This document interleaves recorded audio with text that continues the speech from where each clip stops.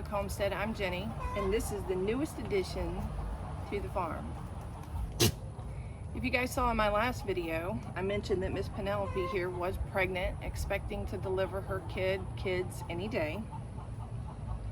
Well, a few days after that video, July 3rd, I came home from work after working 2 back-to-back 16-hour shifts. And of course, the first thing I did was checked on my goats. When Penelope didn't come up and run to me like she always does when she sees me, I knew something was up. So I ran inside, changed out of my uniform, and got my emergency goat kit. You're so sweet. When I came back out, it was obvious that she was pretty much through labor and had moved on to the pushing phase. 15-20 minutes later, she's pushing, and this little boy's head pops out. Just his head. No feet, so he was presented wrong. As soon as I saw his head, I knew there was going to be problems. He is huge. I let her push for about 10 or 15 minutes and saw that she wasn't making any progress and that she was in distress. Given that he was presented head only, I had no feet to pull, and I've never pulled a goat kid before. As I'm pulling, it just seems like he's getting more and more stuck. He was stuck in between her pelvic bones, head first, front feet back, and his shoulders were just too wide to get through.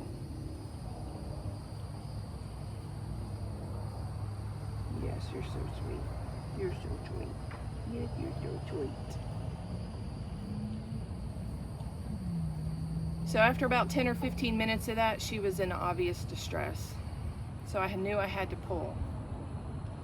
I had already suctioned out his mouth, wiped his face off. His eyes were open, head and neck only sticking out. He was stuck right here at the beginning of his shoulders, and he was looking at me.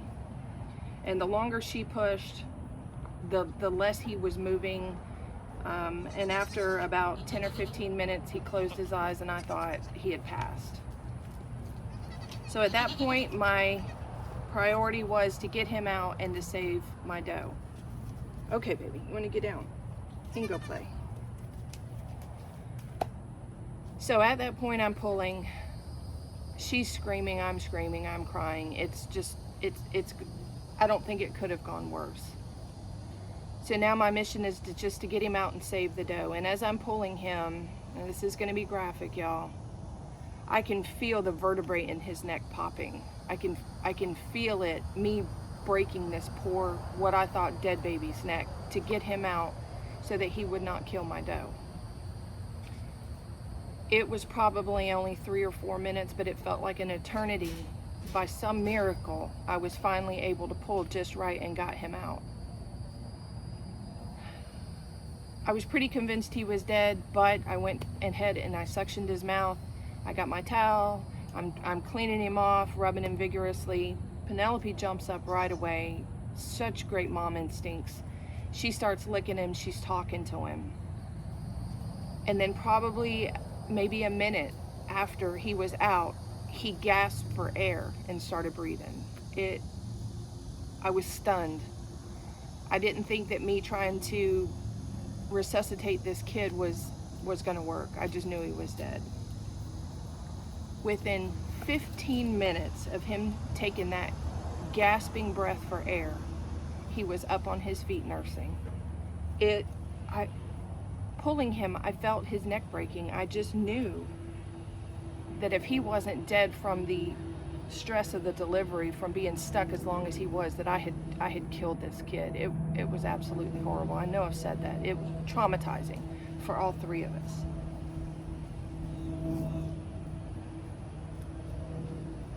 Hey, baby. And as you can see from his size, he's a week old today. He's nearly half the size of his mother.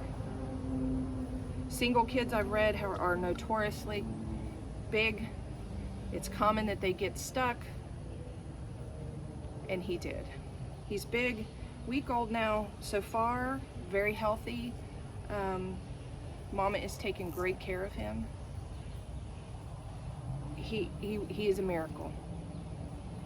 I believe it 100%. Huh, your baby is a miracle.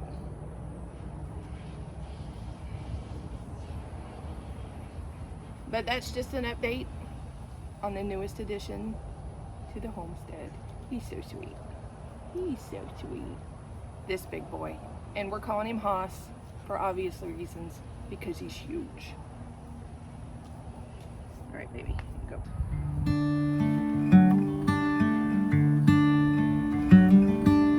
Get your baby.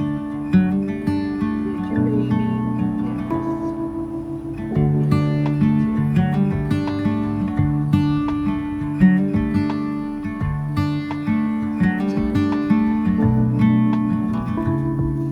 Bubba, that's not how you get out. No, you can't fit. You go this way.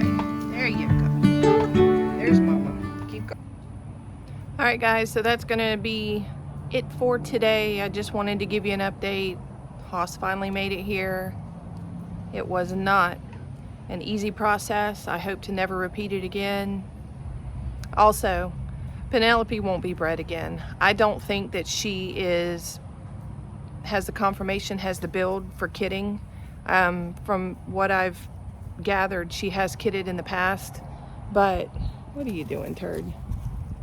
I don't want to take that risk again. Even if I were to get a teeny tiny little buck to breed her with, I don't think we'll be breeding her again. Just, it was too traumatic. I don't ever want to go through that again. But yep, that's gonna wrap it up. Thanks for watching, and I'll see you next time.